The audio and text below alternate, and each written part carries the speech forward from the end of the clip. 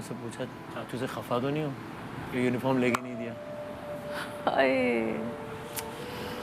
दानियाल कहता है कि अल्लाह की कसम, दानियाल ने मुझसे कहा, मैं मतलब अल्लाह सब्र दे, यानी वो दानियाल बता रहे थे ना, वो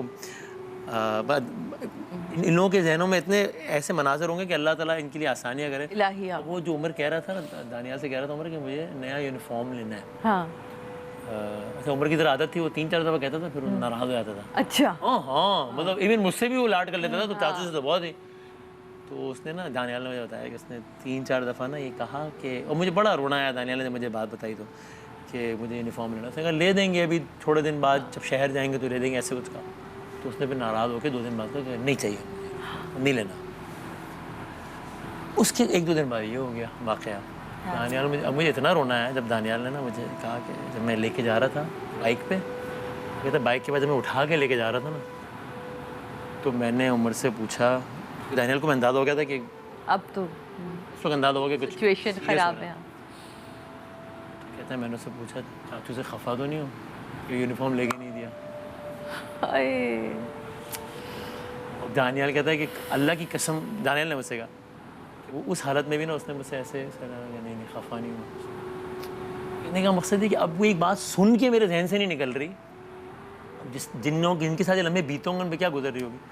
अब तो बस सब ये दुआ करें अल्लाह ताला उनको सब्र दे। हमारे पास वो क्लिप है जब पहली दफा उमर साहब ने आपके शो पे कदम रखा। अच्छा, अनअनाउंस आ गया था एकदम पिट पिट पिट करके भागते हुए आए, ये देखिएगा।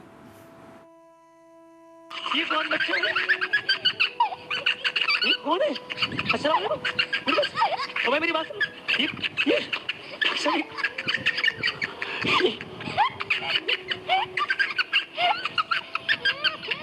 ये कौन आई है हमारे प्रोग्राम में? वाह वाह वाह, शान रमजान ने पहली एंट्री मार दी है। डॉक्टर साहब के भाई ने, उमर ने, अब वो आप लेस मांग रहे हैं? ये लेस चाहिए? मैं नहीं दे रहा। अच्छा ले लो। नहीं छोड़ो यार। अच्छा पूर रो रही है।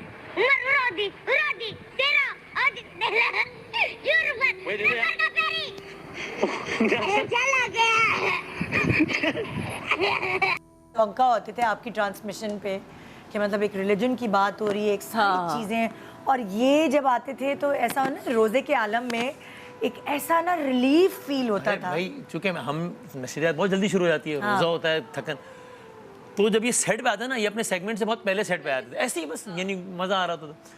सेट पे आता है, मैं होता था यार मेरी आज ही थकन दूर हो गई है यार, क्या बैठे।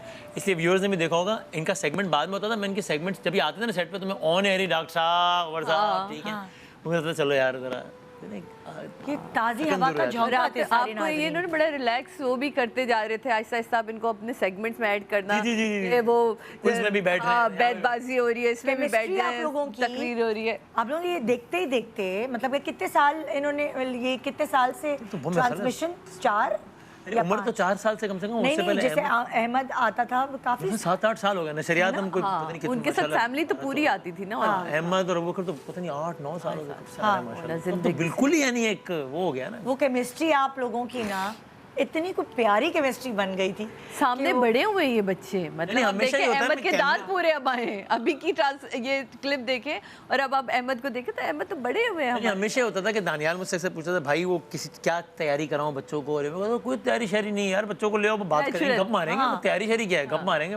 हमेशा ही होता था।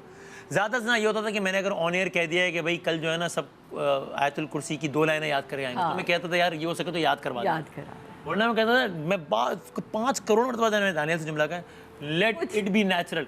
मैं कहता था बच्चे हैं, इनको बच्चों वाली गलतियां करने दो। वो कभी कभी हुआ ना कि मैं बात कर रहा हूँ, माइक छीन लिया मेरे हाथ से, जब छोटे थे तो दानियाल कहता था भाई सॉरी, और मैं कहता नहीं ये बच्चे हैं, हमने इनको कुछ भी नहीं करना है, क्योंकि हमने उन्हें पक्का थोड़ी बनाना था, नेचुरल थे। जुमला कहता था बच्चे इनको बच्चों वाली गलतियां करने दो, बच्चों वाले बंड मांड, मैं जुमला कहता था इनको बच्चों वाला, इनको सेगमेंट का बेड़ा गर्क करने दो। कभी कभी होता था बात ही नहीं करने देता था मुझे, तो दानियाल कहता था भाई आज तो आपको बात ही नहीं करने दिए। मैं कोई बात नहीं, मैं कहता था हंसते हुए कि सेगमेंट का बेड़ा गर्क हो गया, लेकिन बच्चे इनको सेगमेंट का बेड़ा गर्क करने दो, लेट इट बी नेचुरल।